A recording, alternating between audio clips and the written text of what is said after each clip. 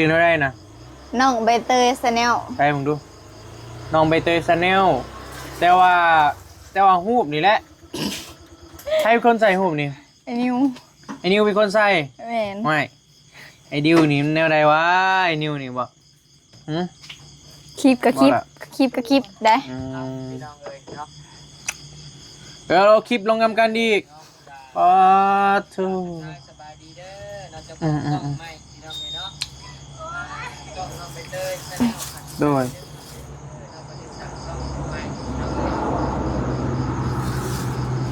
พี่น้องเลยโอ้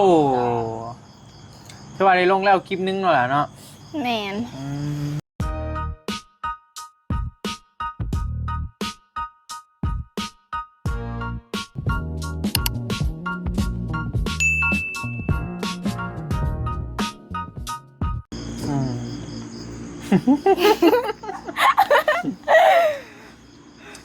ทักทายสบายดีกันตอนสบายดีช่วงช่วงใกล้ชิดแจ้งเอ้ยเนาะแล้วก็พอรีฮักกันถ่ายแล้วทีนี้พี่น้องก็เลยว่าบอบบี้มาถ่ายต่อเพราะว่าหลายคนนะถ่ายก็เลยทักทายสบายดีกันอยู่กับน้องใบเตยเด้อพี่น้องเด้อใบเตยอาสยามเนาะตอนนี้กำลังมาเฮงที่สุดว่าซั่นเพิ่นกำลังสิสร้าง YouTube ใหม่ว่าซั่นแม่นนิ่งคันคอยสร้างมานี่พวกเจ้านี่อันดรอปเลยว่าซั่นโอ้เดือนนี้ซื้อเท่าไรนะน้องใบเตยชาแนลไปมึงดูน้องใบเตยชาแนลแต่ว่าหูบนี่แหละใครเป็นคนใส่หูบนี่ไอ้นิวเป็นคนใส่แม่นไม่ไอ้ดิวนี่มันแนวใดวะไอ้นิวนี่บ่คลิปกับคลิปได้พี่น้องเลยเนาะเดี๋ยวเราคลิปลงกันดีอีกปะทูสบายดีเด้อเราจะบอกต้องไม่พี่น้องเลยเนาะก็น้องไปเตยชาแนลโดย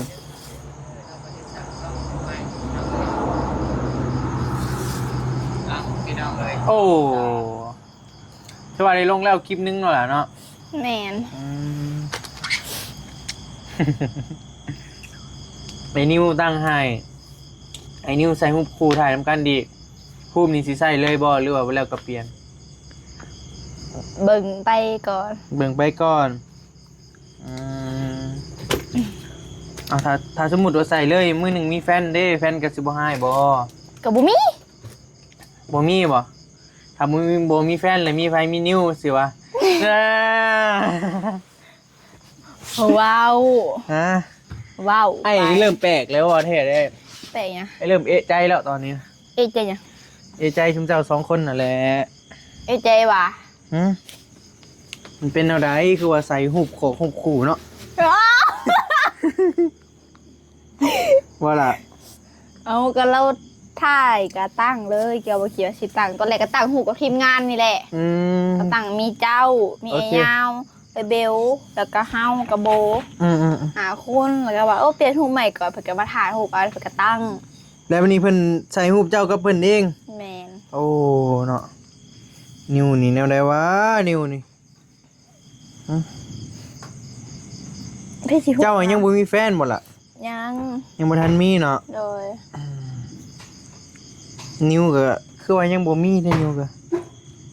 สิว่าแนวใดค่อยพี่น้องก็ถ้าเบิ่งนำกันแต่ว่า FC มักได้ละ FC มักยังบ่มักพวกเจ้า2คนนั่นแหละแบบคือคล้ายๆแบบอ้ายกับโบนี่นะนิวใบเตยยังเห็นคอมเมนต์นะในซองอ้ายก็มีหลายอยู่นะเห็นอยู่เห็นเป็นบ่แม่นเขาอ่านเม่นอยู่คือมื้อนี้หั่น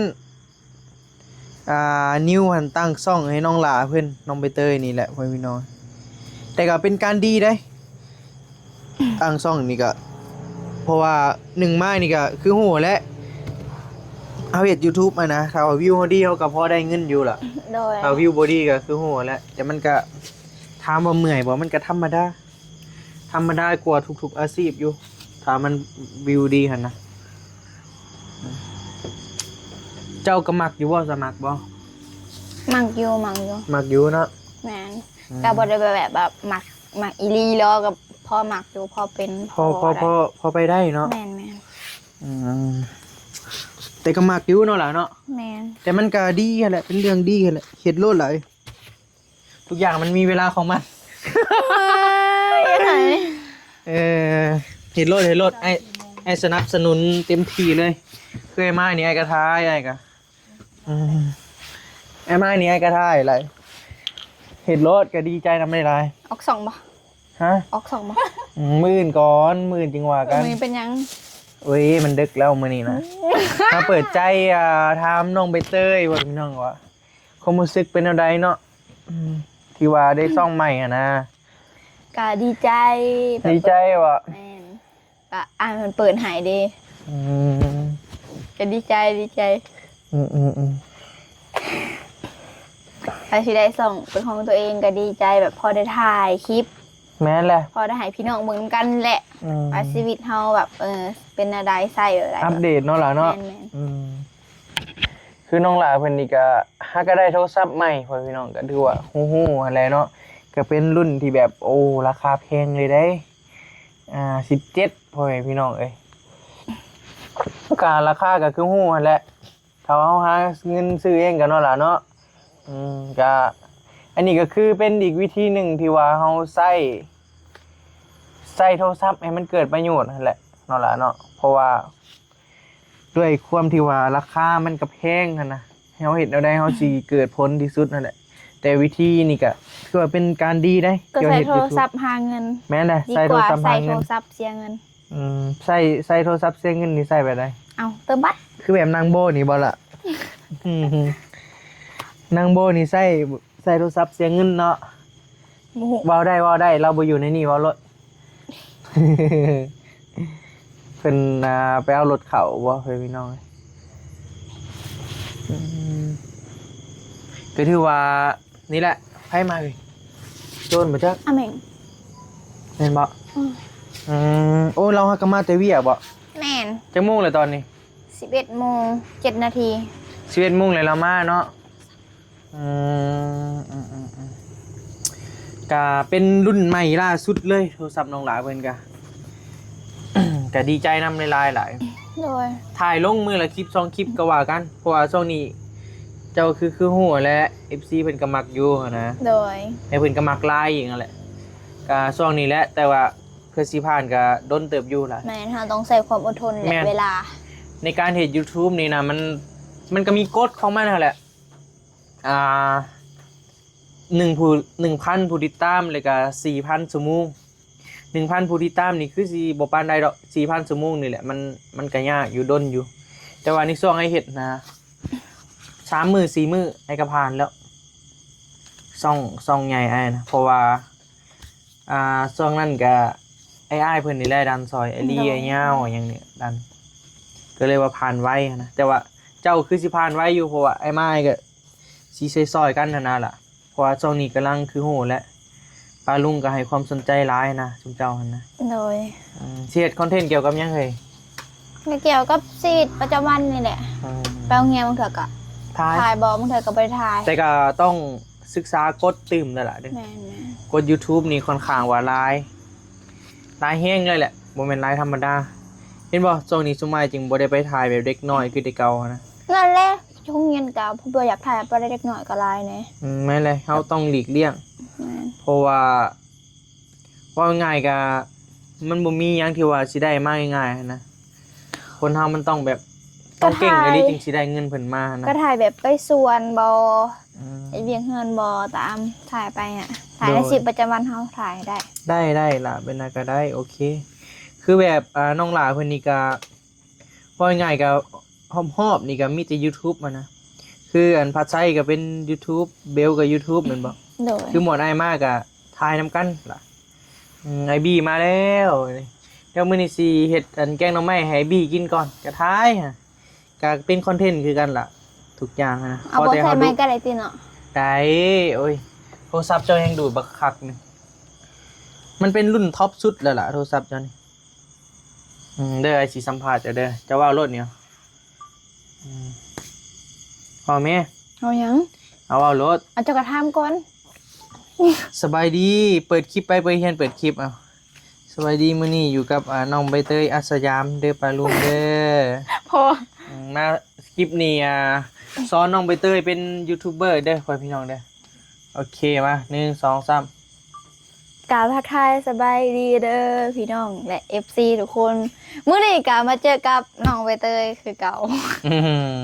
พอบอก มื้อนี้น้องใบเตยสิเห็นยังมื้อนี้ น้องใบเตยนั่ง อ่า นั่งสัมผัสกับ นั่งสัมภาษณ์กับบ า ไอ ร์บี้ บี้ ชาแนล ตอนนี้ไอบีกำลัง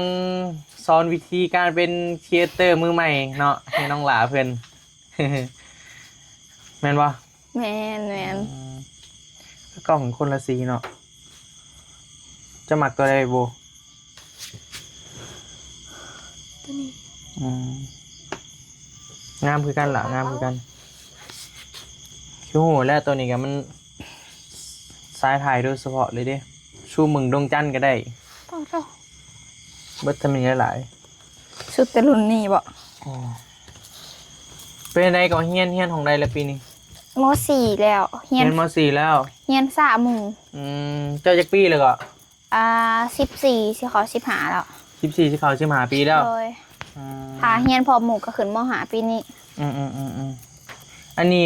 นางโบอะคือว่า16ปีคือว่าจบม .7 เลยสิจบม .7 เลย อันนี้เถาไว้พดไง แม่นเลยเถาไว้โพดเถาไว้โพดเนาะแม่นโบคลิปต่อไปแมันสิสัมภาษณ์น้องโบเด้อพี่น้องเด้อคลิปนี้สัมภาษณ์ใบเตยก่อนกะฮู้สึกแนวใดที่ว่าอ้ายมาหาแบบนี้นะทีมงานเขามาหลายๆคน ก็รู้สึกดีใจที่แบบว่าก็บ่ได้คิดว่าตัวเองแบบสิมาแบบบ่ได้ลง YouTube หั้นนะแต่คิดว่าตัวเองเป็นคนธรรมดานี่แหละก็บ่ได้คิดว่าสิได้ออก YouTube นำเพิ่น โดย ก็ดีใจที่เขาอ้ายเพิ่นมา กับพอได้แก้เงาเพราะว่า แกเงา เอ้าอยู่เฮือนก็แบบมันเงาหั้นนะแบบพอเพิ่นมาแบบโอ้ฮอด1 2 3ชั่วโมงกับพอแก้เงาได้แบบพอได้หัวน้ำเพิ่นคือไอ้ยาวกับตลกนะคะพอได้หัวน้ำลาว คือไอ้นิวด้วยจ้ะ ได้ น่าหักกว่าสัตว์ร้าย คอยเป็นคอยไป คอยเป็นคอยไปทุกอย่างมีเวลาของมัน หยุดพอ ก็มีแต่แนวหน้าแล้วเด้อล่ะเด้อก็ถือว่าเป็นการดีแล้วที่ว่าเพิ่นตั้งให้ก็ที่สำคัญก็คีมิวยังไงแหละจือไว้ว่ายังหลายขั้นตอนอยู่ล่ะ อันนี้มันให้มันผ่านผู้ติดตาม 1,000 แล้วก็4เท่าไหร่วะ 4,000 ชั่วโมงแล้วจึงเขาจึงยืนขอพินนะบ่ง่ายเด้เพื่อสิไปได้เงินอันนี้นะ ไอเฮ็ดมานี่5-6 เดือนล่ะ ติดตาม ขึ้นอีกแล้ววะนี่โอ้51เลย51คนเลยเบิ่งๆให้เขาไปติดตามให้เด้อ ฝากติดตามไม่เด้อพี่น้องป่องปลายทุกคน FC ทางไลน์สนับสนุนช่องเล็กๆหน่อยๆของน้องใบเตยชาแนลในเด้อ โดย thank you ขอบใจ I you love you so much ว้ายสิมันง่ายเจ้าวะ นิดหน่อย น้องใบเตยชาแนลเด้อสิเห็นบ่เห็นได้ล่ะ ยังเห็นหมา เห็นเราโอ้ยนี่ไว้พี่น้องฮู้ขู่กับเบานิ้วพุ่นนะป้าตัวเบานิ้ว ขู่เลยเนาะ กดให้เลยเด้อนี่กดให้เลยเด้อ thank you so much Thank you so much I don't know you have a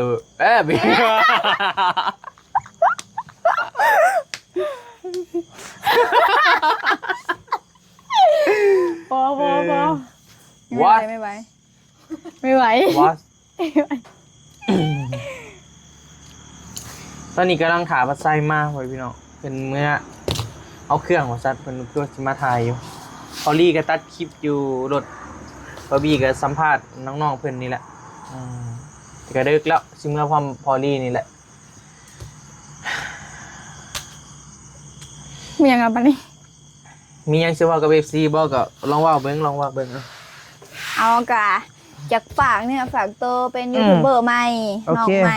ม่หักไฟบ่แห้งหรอก ไฟบ่แห้งไฟดับบ่ ไฟดับแล้ว ไฟเป็นอะไร ฝากติดตามช่องน้องใบเตยชาแนลหน่อยเด้อฝากช่องเล็กน้อยๆคนนี้นี่ โดยเล่าความฝันดูล่ะความฝันวาดพันไว้อนาคตข้างหน้า อยากเป็นอะไรการใช้ชีวิตการเจ้าเราเลย อยากเป็นตำรวจ เราเลย แบบความคิดแบบหนักในทางราชการ โดย หนักอยากเป็นตำรวจความฝันตั้งแต่น้อยๆเพื่อแบบ โดย เห็นเขาเขาคนหูจักเลยแบบหมู่พอบอแบบก็เห็นอะไรก็อยากเป็นคิดอยากเป็นหมักแหง โดย แบบบริเปลี่ยนความฝันเลยแต่เนาะย้อนใหญ่ถ้าคู่มือนี่บริคิดว่าสิเปลี่ยนแบบไปเห็ดอย่างอื่นแต่คิดหมักแหงตำรวจ อยากเป็น สุด ตำรว ๆ จ เลยแหละ เนาะ ที่ถูกสิยากกับสุดนำตำรวจ หมักแหงสุดนำแต่อาชีพตำรวจนี่แหละหากอาชีพอื่นก็พอเห็ดได้ถ้ามันแบบบ่ได้ตำรวจก็หาเห็ดอย่างอื่น เฮ็ดยังล่ะถ้าสมมุติว่าเฮาบ่ได้เข้าตำรวจ หาเห็ดค่าขายไปมือได้ห้าว่างเขาก็ไปแบบถ้าเขามีไปขับขี่กับไปขับรถจกไปหาเวียกเสริม ไปขับรถจก เอาแบบเวียกเสริมแบบทางถือว่าเขาแบบคล้ายเขื่องคล้ายคลองอหยังไงนะแบบ ตั้งแต่ให้สัมภาษณ์มานี่เจ้าแปลกสุดเลยผู้หญิงนี่ไปขับรถจกว่าซั่นก็ทุกคนความฝันของเฮาบ่คือกันพ่อพี่น้อง แม่อันนี้ก็ ผู้ห บ่ ญิง เป็น ขับ ความ รถ ฝัน จกก็บ่อึดดอกก็ได้คือกันเดี๋ยวนี้ผู้หญิงกับผู้ชายเท่าเทียมกันแล้ว เงินเดือนเขาหลาย ผู้ชายเฮ็ดยังได้ผู้หญิงเฮ็ดได้คือกันล่ะคุมื้อนี้ ได้เดี๋ยวขับรถจกรถด้าม โดยแต่ก็สู้ๆแล้วเด้อล่ะเด้อทุกอย่างมีเวลาของมัน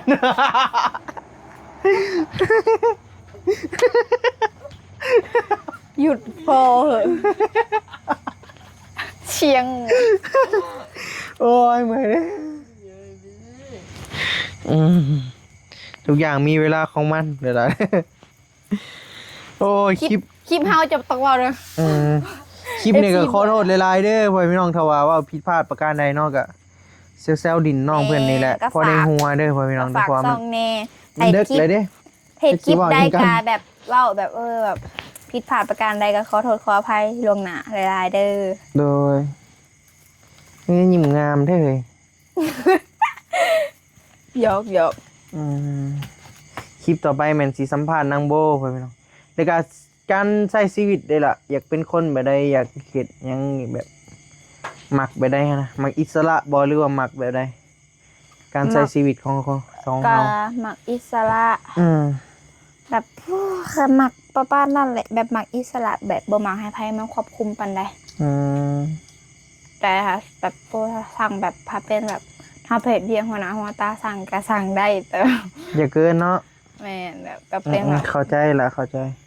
แบบบ่หมายใครมาควบคุมหลายแต่ถ้าซ้อนก็ซ้อนได้ฟัง โดย ก็สิประมาณนี้มัก ถ้ามักอิสระนี่ต้องเป็นนายตัวเองเด้ แต่ว่าแบบถ้าเป็นแบบเฮาเขาของเราของการเฮาก็มักอันนั้นเฮานะแบบเพราะว่า ก็ได้คือกันเนาะ เป็นราชการเดเฮาก็ต้อง นั่นแหละ แบบนี่ในหนึ่ง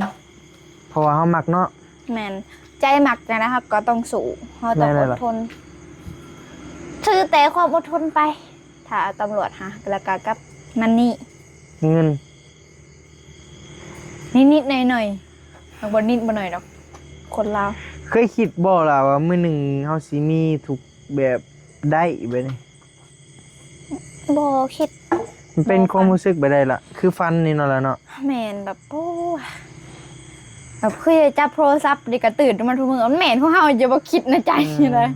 มันแม่นของตัวเองอย่าบ่คิดในใจอยู่แบบคือมันนอนอยู่พี่กับแบบคิดแต่ว่ามันนอนเป็นหมู่เพิ่นได้ประมาณแบบพอให้เพิ่นลืมพอให้เพิ่นแบบเฮ็ดใจได้กะสิเมื่อกลับมื้อนอนก็ไม่เท่าหัวไม่เท่าก็นอนผู้เดียว โดย ย่านเพิ่นอนาถพาราชในห้องน้ำแน่พอเพิ่นนอนผู้เดียวบ่เท่าก็เสียเลยเด้เงินก็แบบโอ้เพิ่นอนามัยก็อนามัยผู้เดียวเฮ็ดแบบเฮ็ดกินก็เฮ็ดผู้เดียวกินข้าวกินผู้เดียวหั่นนะเพิ่นก็เหงา โดย หากเพิ่นมีโทรศัพท์อยู่แต่เพิ่นหักเหงาพอจะก่อนลูกหลานหั่นแหละลูกก็มีตั้ง10คนผู้ หักก็เสียไปได้ผู้หนึง เพิ่นไปไซเบิร์อีก9คน คนผู้หนึ่งก็อยู่นอทองเฮ็ดเวียกอยู่น้ำลูกน้ำเมียขายเครื่องไปขายเครื่องอยู่ตลาดนัดหาเงินหาค่ำ โดย ดนๆเถื่อสิมาบ้านแบบมาเจาะบงสวนยางแล้วก็มาไปหาแม่กะเมื่อราคาผู้ที่สองกับไปไทยเพจเวียกเป็นมือกุ๊กเห็ดอันนั้นแหละผู้ที่สองผู้ที่สามก็คือกันเป็นมือกุ๊กคือกันเป็นเห็ดแบบพวกเกี่ยวกับอาหาร โดย อยู่ไทย3 คนอีกผู้หนึ่งก็เห็ดอยู่กาฬสินธุ์เห็ด อันนั้นเฮ็ดเวียกเกี่ยวกับสวนยางไปกรีดยางหยอดน้ำกรดบ่ไปขายยางนั่นน่ะสิอยู่กาฬสินธุ์ผู้หนึงนะ3คนนี่แหละเท่าที่จื้อได้อยู่ไทย4 5พุ่นแหละ แม่นว่า 4ผู้ที่4หาก็เฮ็ดเวียกประมาณขายเครื่องในตลาดเฮาก็บ่ฮู้เฮาก็บ่เจอค่ะอันนั้นเฮาก็ผู้ที่หาก็เฮ็ดเวียกบ่อนเดียวกัน5คนเลยได้อยู่ไทยนะ4คนก็อยู่ลาวผู้ที่4แล้วตกไปอยู่น้ำลูกน้ำเมียหั่นผู้ที่ผู้ที่6ก็เนาะแล้วก็ผู้ที่7เดกาเฝ้าสวนยางให้อันนั้นน้องชายหลาเพิ่นเพราะว่าน้องชายหลาอยู่ไทยบ่มีเวลามาบรบัดสวนยางหั่นนะแล้วก็แม่เฮาก็อยู่พี่คือกันแม่เฮาก็เฮ็ดเวียกเฮ็ดงานคือที่เว้าไปหั่นแหละเพิ่นก็เลิกก็เข้ากลางคืนก็เลิก 11:00 นคือนี่แหละที่เห็นถ้าเข้ากลางวันก็เลิก 3:00 นเลิก 3:00 นมากลางวันถ้าเขาก็ไปสวนยางไปเสียหญ้าประมาณ4 ค่ำมันก็ขึ้นมาเสียหญ้าอ้อมสวนยางไปซอยน้องนุ่งหั่นแหละเพราะว่าถ้าแบบเฮาเฒ่าเฮาแบบไปพอไปแล้วค่ะก็พ่อได้ไปกรีดสวนยางลุงอำลานไปแบบไปกรีดยางบ่ไปอันกดซอยลูกซอยหลานนั่นความคิดละหั่นนะพอได้ซอยน้องนุ่งสืบต่อไปให้ลูกให้หลานพู้นแหละ4 คนอยู่ในลาวอยู่ไทยละหา